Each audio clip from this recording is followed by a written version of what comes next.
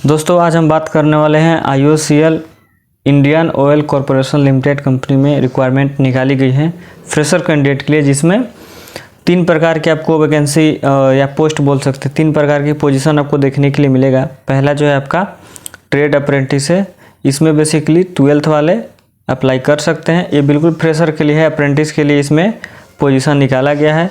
दूसरा जो है आपका टेक्नीशियन के लिए है, टेक्नीशियन में सारा लोग नहीं, इसमें सिर्फ और सिर्फ डिप्लोमा वाले कैंडिडेट एलिजिबल रहेंगे। और तीसरा जो है ग्रेजुएट अप्रेंटिस, जिसमें सिर्फ ग्रेजुएट वाले कैंडिडेट इसमें अप्लाई कर सकते हैं। 3 ही प्रकार की इसमें रिक्वायरमेंट निकाली गई है, अलग अलग वैकेंसी है और टोटल 14 आपको अलग अलग पोस्ट मिलेंगे जिसमें आप अप्लाई कर सकते हैं। 1 पर्सन केवल एक ही पोस्ट के लिए अप्लाई कर सकता है। मैं आपको स्टेप बाय स्टेप बताता हूँ आपको रजिस्ट्रेशन कैसे करना है, अप्लाई कैसे करना है, एलिजिबिलिटी क्राइटेरिया क्या है।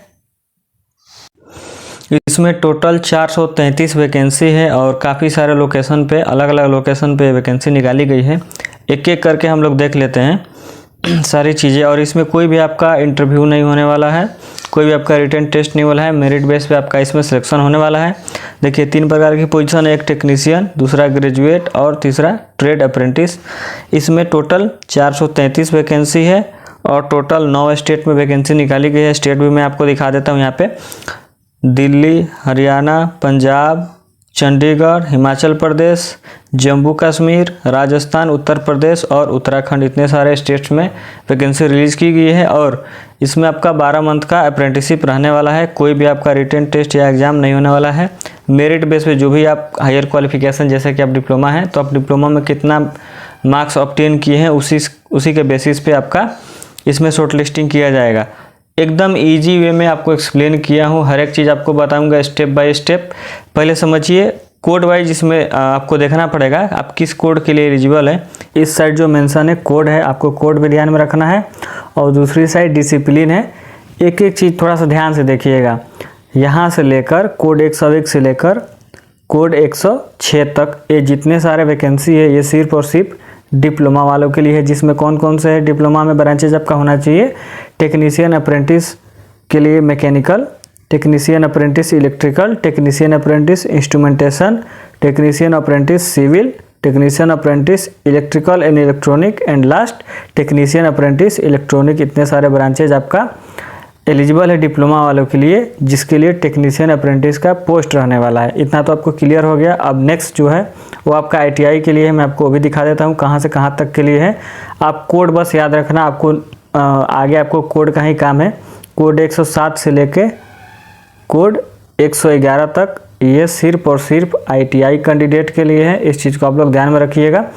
जिसमें ITI में फिटर होना चाहिए, इलेक्ट्रीशियन होना चाहिए, इलेक्ट्रॉनिक मैकेनिक होना चाहिए या इंस्ट्रूमेंट मैकेनिक होना चाहिए या मैकेनिस्ट होना चाहिए। इतने सारे अगर ब्रांचेज है तो आप बिल्कुल भी एलिजिबल हो।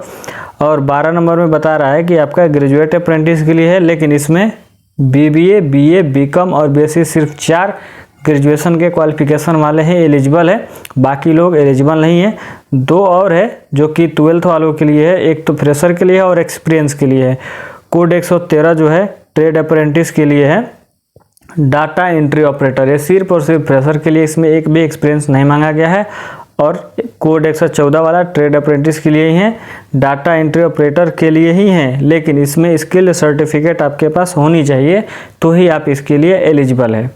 ये तो हो गया सारी डिटेल। अब देखिए मैं आपको शॉर्ट में बता देता हूँ। इसमें टोटल 4 ग्रुप है। ग्रुप ए में कोड 101 से लेके 106 है जो टेक्नीशियन के लिए है, मतलब डिप्लोमा वालों के लिए है। ग्रुप बी में कोड 107 से 111 के लिए है जो कि ITI ट्रेड के लिए है।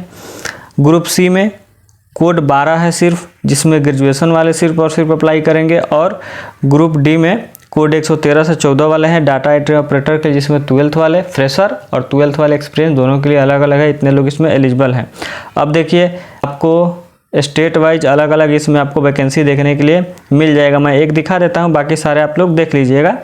ग्रुप ए में टोटल वैकेंसी 10 है, UR के लिए 6, EWS के लिए 1, SC के लिए 1, ST के लिए नहीं है, OBC के लिए 2 है, PWBD के लिए भी नहीं है। ऐसे आप ग्रुप बी में देख सकते हैं टोटल 10 वैकेंसी है। ग्रुप सी में टोटल 20 वैकेंसी है और ग्रुप डी में टोटल 10 वैकेंसी है। ये तो दिल्ली के लिए है। ऐसे ही आपको हरियाणा के लिए यहाँ पे देखने के लिए मिल जाएगा। पंजाब के लिए देखने के लिए मिल जाएगा, हिमाचल प्रदेश के लिए भी है, चंडीगढ़ के लिए भी है, जम्मू एंड कश्मीर के लिए है, राजस्थान के लिए है, उत्तर प्रदेश के लिए है और लास्ट आपका उत्तराखंड के लिए। आप इसमें से जिस भी स्टेट के लिए एलिजिबल हो, जिस भी स्टेट के लिए आप अप्लाई करना चाहते हो, यहाँ से वीडियो रोक के आप देख सकते हैं कि आपके लिए कितनी वैकेंसी है, आप किस कोड के लिए एलिजिबल हो। अब नेक्स्ट देख लीजिए, क्वालिफिकेशन के देख लेते हैं। क्वालिफिकेशन क्या क्या इसमें मांगा गया है। फर्स्ट वाला जो है कोड 107, इसके लिए आपका मैट्रिक प्लस 2 साल का ITI इसमें होना चाहिए। कोड 111 वाला है, ये आपका इसमें ITI मांगा गया है। कोड 101 से लेके 106 तक इसमें डिप्लोमा मांगा गया है फुल टाइम, जिसमें डिप्लोमा कितने सारे ब्रांचेज एलिजिबल है, mechanical, electrical, instrumentation, civil, electrical and electronic और लास्ट इलेक्ट्रॉनिक, इतने सारे ब्रांचेज एलिजिबल है। बट 3 साल का आपका इसमें डिप्लोमा होना चाहिए और 50% मार्क्स होना चाहिए इसमें आपको मिनिमम। अगर आप SC ST PWBD से हैं तो आपको मिनिमम 45% मार्क्स होना ही चाहिए। 112 जो कोड है इसमें आपका BBA, BA, BCom, BSc full time regular आपका डिग्री होना चाहिए। सेम इसमें भी परसेंटेज है, 50% होनी चाहिए। अगर आप SC ST PW के हैं तो मिनिमम आपका 45% होनी चाहिए। और 2 और है डाटा एंट्री ऑपरेटर, जो 113 कोड वाला है, उसमें आपका फ्रेशर मांगा गया है 12th पास। और जो 114 नंबर का कोड है डाटा एंट्री ऑपरेटर, जिसमें आपको स्किल्ड सर्टिफिकेट होल्डर बोला है कि 12th पास तो होना ही चाहिए, प्लस आपको स्किल सर्टिफिकेट भी होना चाहिए। इतने सारे क्वालिफिकेशन है।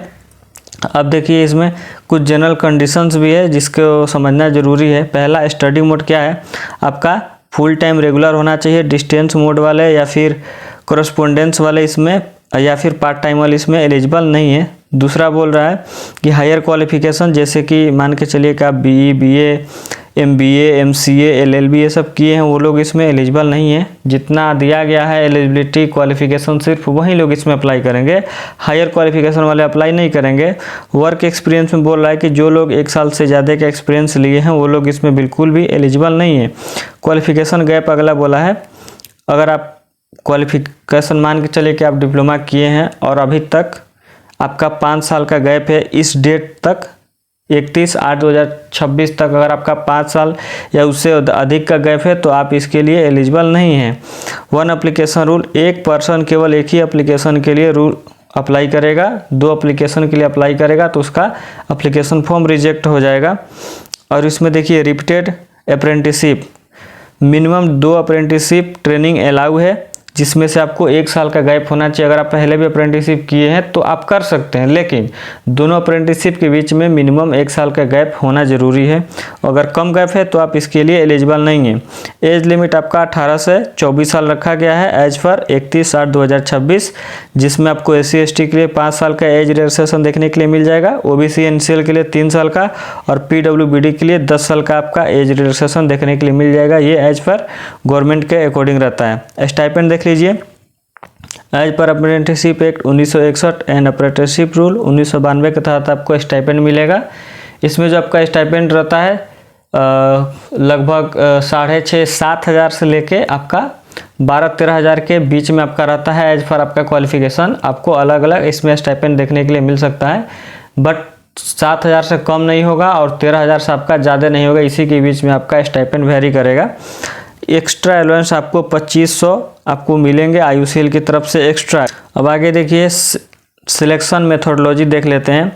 सिलेक्शन मेथोडोलॉजी में पहला पॉइंट दिया गया है रिटन टेस्ट और इंटरव्यू का, तो इसमें कोई भी रिटन टेस्ट और इंटरव्यू नहीं होने वाला है। ये मेरिट बेस पे आपका सिलेक्शन होने वाला है। मेरिट बेस कैसे बनेगा आपका, जो भी आप परसेंटेज मार्क्स जो भी आप प्रिस्क्राइब्ड क्वालिफिकेशन में गेन किए हो उसी के बेस पे आपका मार्क्स बनेगा। अब देखिए टाई ब्रेकर जो बोला है, टाई ब्रेकर में क्या होता है कि मान लीजिए कि 2 लोगों का सेम नंबर है तो उसमें डेट ऑफ बर्थ के अकॉर्डिंग जो लोग सीनियर होंगे उसको फर्स्ट प्रायोरिटी दी जाएगी। अगर नंबर भी सेम है क्वालिफिकेशन में और डेट ऑफ बर्थ भी सेम है तब आपका मैट्रिक का परसेंटेज कैलकुलेट किया जाएगा, उसमें जिसका ज़्यादा नंबर होगा उसको प्रायोरिटी दी जाएगी। ये होता है। अब देखिए फर्स्ट टाइम प्रेफरेंस बोल रहा है कि given to candidate applying for apprenticeship for the first time. इसमें फर्स्ट प्रेफरेंस उसको मिलेगा जो फर्स्ट टाइम अप्रेंटिसशिप के लिए अप्लाई किया है। अगर आप सेकेंड बार कर रहे हैं तो एलिजिबल तो हो, बट आपको सेकेंडरी में रखा जाएगा, आपको प्रेफरेंस पहले नहीं दिया जाएगा, सेकंड नंबर पे दिया जाएगा, ठीक है।